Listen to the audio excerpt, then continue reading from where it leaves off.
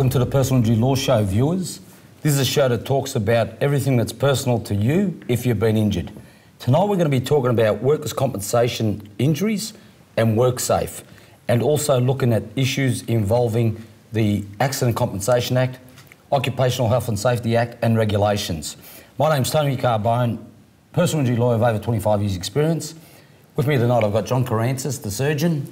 Good evening, Tony. Good evening, Johnny. Good evening, viewers. I'm an accredited specialist in personal injury law, Tony. And I've got Nuncio Tataya. Good evening, Nuncio. How are you? Evening, Tony. Evening, John. One of our younger law partners, Nuncio. Yes, at early rise, which was good. That's it. Now, Tony, what's in the news? Look, there's been a lot in the news, but the first thing I want to talk about is this probably secret investigation by the Essential Services Commissioner into combining the two schemes, that is WorkSafe and Transport Accident. Shocking. Now, John, what do you think of that? Shocking. It's disastrous, Tony. We've got two schemes, the Victorian Work Cover Authority, trading under WorkSafe Victoria, and the Transport Accident Commission.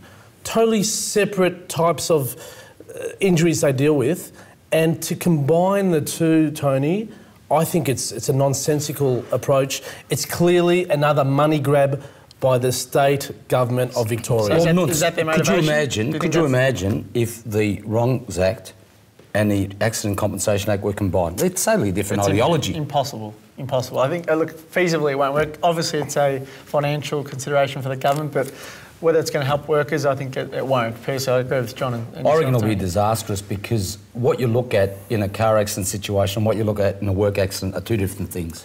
They're two different specialties. You've got the TAC who are now residing in Geelong. What, you're going to bring them back to Melbourne again and spend over another $100 or $200 million? They won't send all the WorkSafe people down to Geelong. Well, I'm sure they would be really pleased with that, leaving Exhibition Street in the Melbourne CBD to go down to Geelong.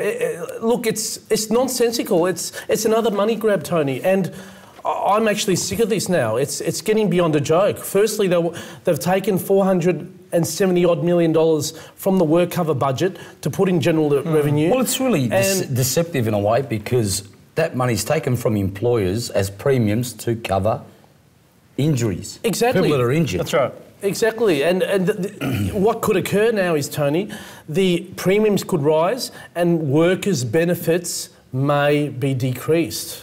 And now that's worrying. It is a worry. Also, Nuncio, they're advertising for the CEO's job, Chief Executive. Do you want to go for that? No, I'm happy where I am, Tony. How about you? Sounds like a rudderless ship. Chief Executive of the WorkSafe Victoria, Tony.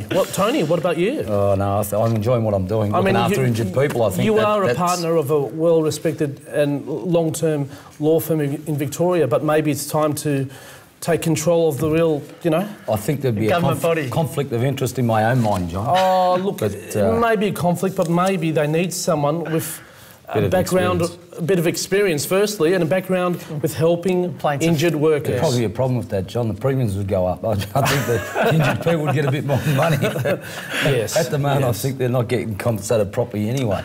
But look, there's the other case I want to draw your attention to. There's been a lot of gas explosions in the last, say, 6 to 8 months. Oh, yes. And the one I want to draw your attention to is this young fellow by the name of Troy Taliano, who I've got contact with. He's your client, isn't he, Tony? He is, he is.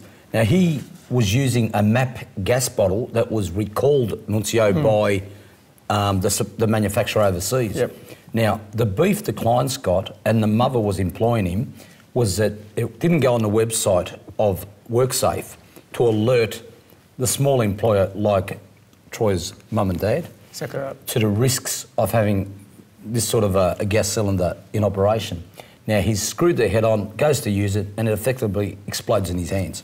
He's severely burnt his legs. He's lucky to be alive, Tony. It's just appalling, John, that something as serious as this, especially after the death of Mr. Costantino last December, where he exploded. Yes. You know what I mean? Yeah, no, well, it is a dangerous weapon. It's akin to a bomb, Tony. It is.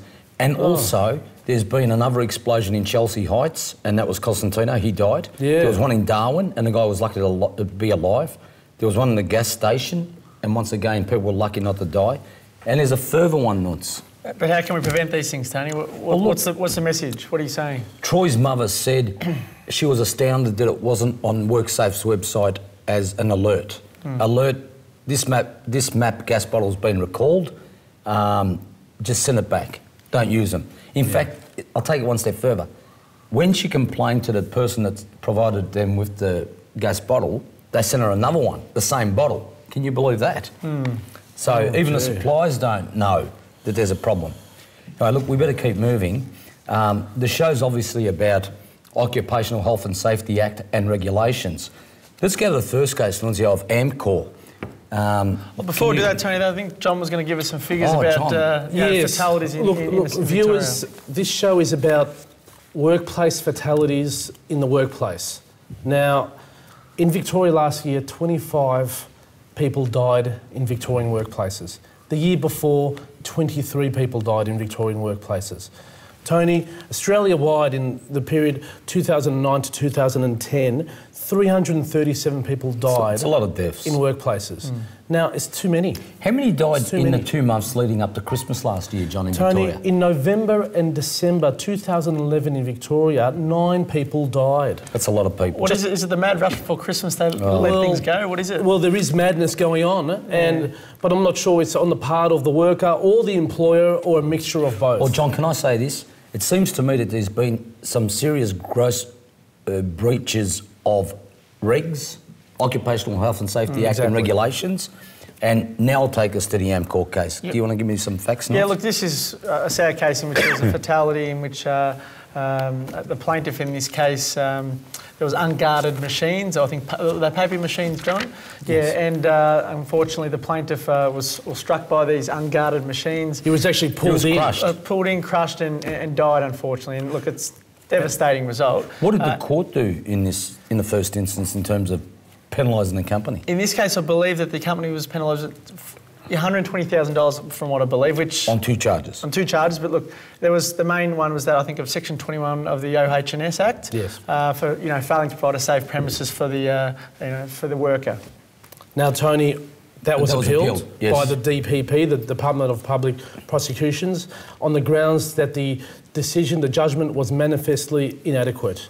The Court of Appeal agreed, Tony, and imposed in total a $360,000 fine on Amcor for the negligence in not providing a safe workplace to the employer. John, isn't this the case where after the death of the worker, they put a guard?